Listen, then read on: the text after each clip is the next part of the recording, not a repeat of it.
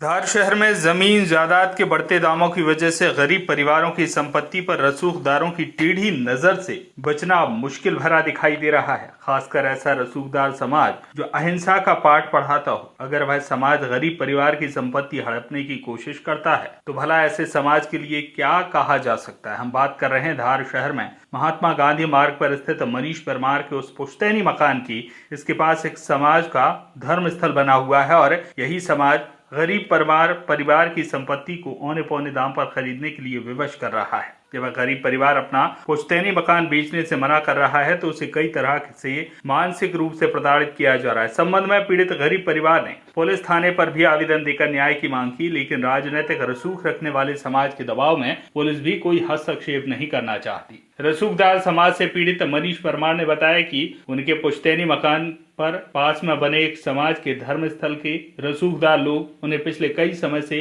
मकान बेचने का दबाव बनाते आ रहे हैं। मना करने पर कई प्रकार से उनके परिवार को परेशान कर रहे हैं। यहाँ तक कि मकान को क्षतिग्रस्त भी कर दिया ताकि मकान गिरने की स्थिति में आ जाए और विवश होकर परमार परिवार उक्त पुश्तैनी मकान बेचने को विवश हो जाए। मनीष परमार के पिताजी इस समय हार्ट पेशेंट होकर पैरालाइज हैं। ऐसे में मनीष के ऊपर दोहरा मानसिक दबाव बना हुआ है। वह अहिंसा प्रेमी समाज से लड़ते हुए अपने पिता का इलाज भी करवा रहा है। गरीब परिवार ने जब पुलिस से कोई सहायता नहीं मिली तो मजबूर होकर न्यायालय की शरण ली, जहां उसे अंतिम न्याय की उम्मीद है। पीड़ित परिवार का युवा सदस्य मनीष परमार का कहना है यदि उसे न्यायालय से मिल गया तो ठीक है, अन्यथा उसके परिवार के पास मौत को गले लगाने के सिवाय और कोई चारा नहीं है। मनीष परिवार ने बताया कि अपने पुश्तैनी मकान को खोने के बाद उनके परिवार के पास कोई सहारा नहीं रहेगा। ऐसे में वह अहिंसा प्रेमी धर्म गुरुओं के सामने आत्मदाह कर लेंगे। 3 महीने तक भटकने के बाद भी पुलिस से उसको कोई सहायता नहीं मिली। यहाँ तक कि न्यायालय की शरण में जाने के बाद भी उसे मुकदमा उठाने के लिए कई प्रकार से धमकी दी जा रही है। उल्लेखनीय है कि पीड़ित परिवार पिछली 3 पीढ़ियों से अहिंसा प्रेमी धर्म गुरुओं की सेवा करता आ रहा है,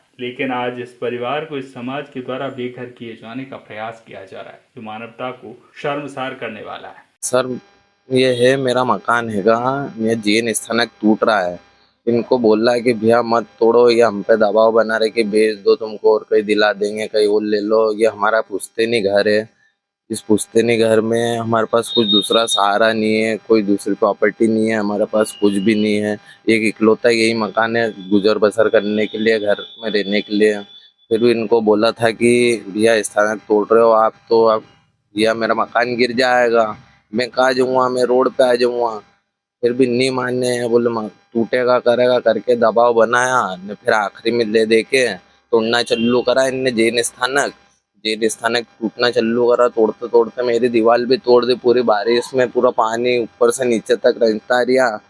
मेरे पिताजी की पिछले 6 महीने से पहले तबीयत खराब चल रही, तो आधा ध्यान उधर लगा पड़ा हुआ है। उनकी अलग तबीयत खराब है, हार्ट पेशेंट है, और हम पे दबाव बना रहे थे कि बेच दो कर दो। तो हम कहाँ जाए हमारे पुश्तैनी घर छोड़ के।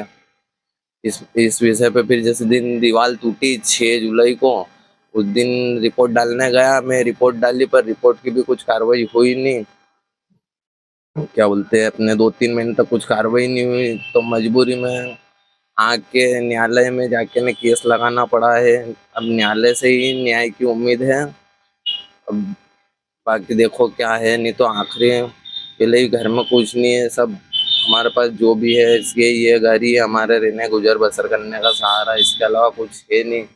कहाँ जाएंगे अब? ये घर, ये स्थानक टूटेगा पास में तो पूरा घर ही गिर जाएगा, हम तो रोड पे आ जाएंगे। जैन स्थानक में कुछ लोग कर रहे हैं कि कोई समाज में मतलब आपको दबाव बनाया जा रहा है?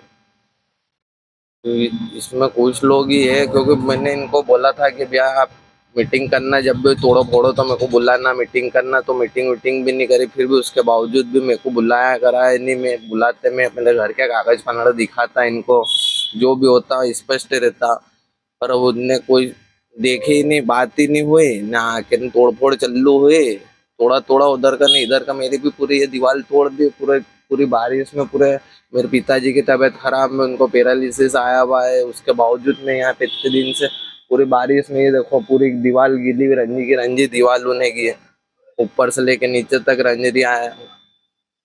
अब न्यायालय से ही न्याय की उम्मीद है हमको। तो आगे क्या कार्रवाई रहेगी? आगे अभी कोर्ट केस लगाया है, अब देखते हैं क्या है न्यायालय से। वहाँ से क्या है वहाँ से आपको क्या उम्मीद है आप क्या करने वाले हो आगे? जी अब न्यायालय से न्याय केस लगा है न्यायालय में, हम न्यायालय से जो भी है वहीं से न्याय की उम्मीद है। अगर वहां से मिलता तो ठीक, नहीं तो फिर आखिरी ऑप्शन में कहाँ जाएंगे। अगर घर गिर जाएगा तो रहने को ही नहीं, जो छत रहेगी तो हम रह के करेंगे क्या। नहीं होगा तो फिर आखिरी ऑप्शन में हमको जैन समाज के गुरु महाराज के पास ही जाके आत्मदाही करना पड़ेगा, क्योंकि हम तो रोड पे आ जाएंगे। हमारे पास तो कुछ दूसरा सहारा है नहीं कि जहाँ रहेंगे, कहाँ करेंगे, क्या करेंगे। एक यही इकलौता पुश्तैनी मकान चल रहा है, अब ये भी चले जाएगा तो जाएंगे कहाँ हम। मेरा नाम sir Manish Parmar. Voice of rights के लिए धार से सुरेश तिवारी की रिपोर्ट।